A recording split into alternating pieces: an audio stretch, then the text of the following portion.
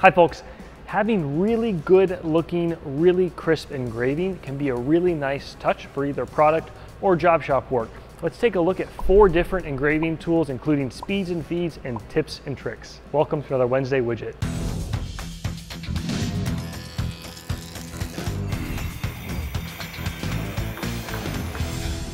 Decking off our piece of material with the Superfly and then picking up our zero with the Heimer. I do recommend double checking your Heimer's overall length as well as being very meticulous when you check your tool lengths, because thousandths of an inch do matter with engraving.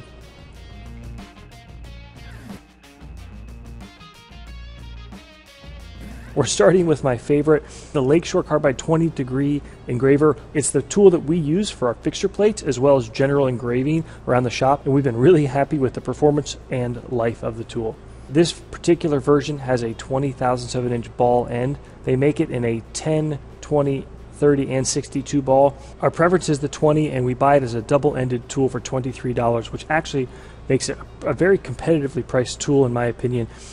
We're using the Trace toolpath in Fusion 360. Despite being in the 2D menu, Trace can actually engrave along a 3-axis surface that has varying Z height.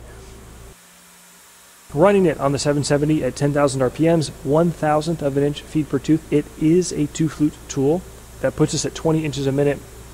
And under the passes tab, axial offset, we're taking a 2,000ths of an inch depth of cut. Next up, kind of an old machinist's secret, which is to use something you might have already laying around, a high-speed steel center drill.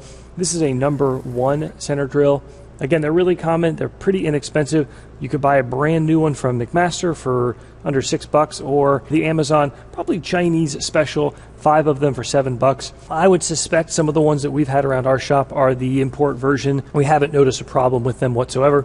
We rarely use high-speed steel these days, instead preferring carbide. In this case, I don't need the stiffness that comes with carbide, and a lot of times I don't need the longevity of the tool life or edge life, so there isn't a drawback. Exact same feeds and speeds as the Lakeshore tool, 10K at 20 inches a minute, 2 thou depth of cut. And as you can see, it does a really nice job with the engraving. Where I would definitely consider using this tool is if you've got a piece of mystery metal.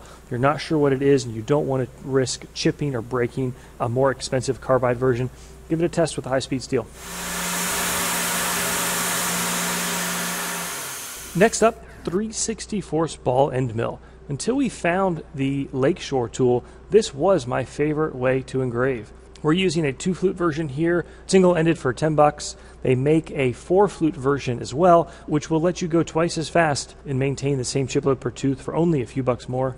The biggest drawback to this tool is just that it's a larger diameter end. The 3/64 is over twice as large, and that matters when you're trying to engrave things that are quite small or even small features on larger engravings. With a 1/8 inch shank, we have to use an ER collet, and when you're looking to maximize tool life as well as get a good engraving, you're going to want to check that tool's run out.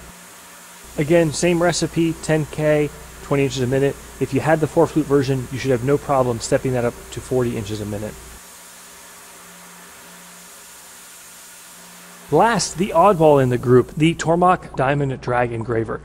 I love this tool. It has some drawbacks, but number 1, you can go incredibly fast with it, and number 2, it lasts forever. Third benefit is that when you're engraving materials like aluminum, the way it cuts really causes that aluminum to pop, even more so if you're engraving after the part has been powder coated or anodized. The fourth benefit to this tool is the spring-loaded nature of that tip means it's relatively immune to Z variations in your part height.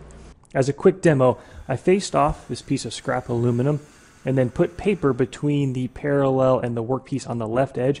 Most printer paper or notepad paper is somewhere between 3 and 4 thousandths of an inch thick. Now the face of that part is no longer perpendicular to our spindle. As we go from right to left, the engraving gets deeper because of the angle in that part, and it's very noticeable, whereas the diamond drag tool is able to float to the surface. There's one other way to solve this problem, which is a spring-loaded engraving tool.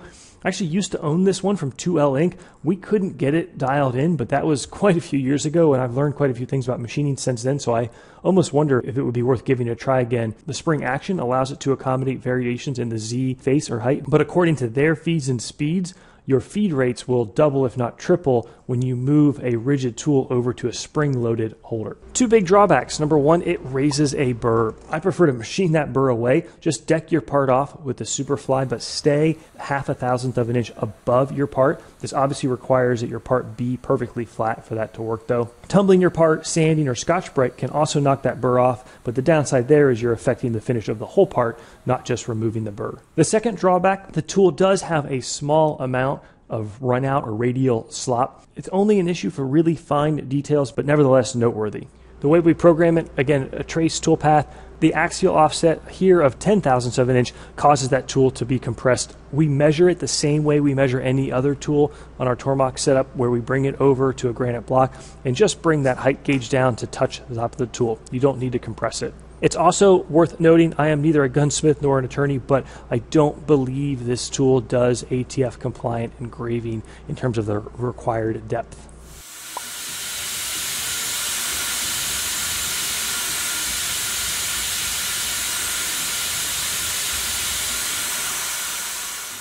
Speeds and feeds, totally different. Fusion now supports 0 RPMs as a spindle speed, which is great. You do get a warning, but we're okay with that.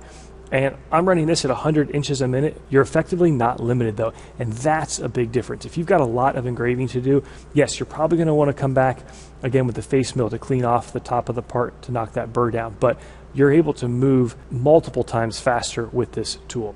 If you have to engrave deeper, I would recommend starting with shallower depths of cut. Keep them to 2 or 3/1000 of an inch max. Then, as you build confidence in that tool, you can start to experiment with perhaps taking it all in one pass. I've also found that even solid carbide tools can start raising a burr, especially as they start to dull out. If you want to squeeze one last run out of that tool before you replace it, you can either run a spring pass with the same tool, sometimes that will knock it off, or you can use your engraving tools in a roughing and finishing strategy. Use that slightly older tool to quote unquote rough out the engraving, bring back the sharper one just to finish up the last little bit. Here's a close-up of those four. The top left with the 20-degree Lakeshore and the top right with the high-speed steel center drill, almost indistinguishable. The ball end mill on the bottom left looks a little bit rough, and the scoring on the aluminum one looks totally different. But keep in mind, we're zoomed in quite a bit here, which really highlights the look of those features. One tool I wouldn't recommend is a mill drill. I used to love these tools, but I found that it's just so easy to break the tip. They seem to be more fragile than the 4 tools we just showed in this video, because once you break that tip off, the Z height of that tool isn't going to measure correctly. So if you try to use that tool to do, say, chamfers, your chamfer height's most likely going to be wrong. You could compensate for this by using a tool presetter or an optical comparator to find out how much of the tip you broke off, but that's a pain, and I just don't recommend it for engraving or even spot drilling. One last tip, folks, just because you're working with small tools or small numbers on things like feed rates doesn't make changes less significant. In other words, if you're cutting at a slow feed rate and you increase that, maybe say from 0.4 to 0.6 of an inch feed per tooth, that's still a relatively large increase as a percentage. So keep that in mind. Otherwise, folks, hope you learned something. Hope you enjoyed. Take care. See you soon.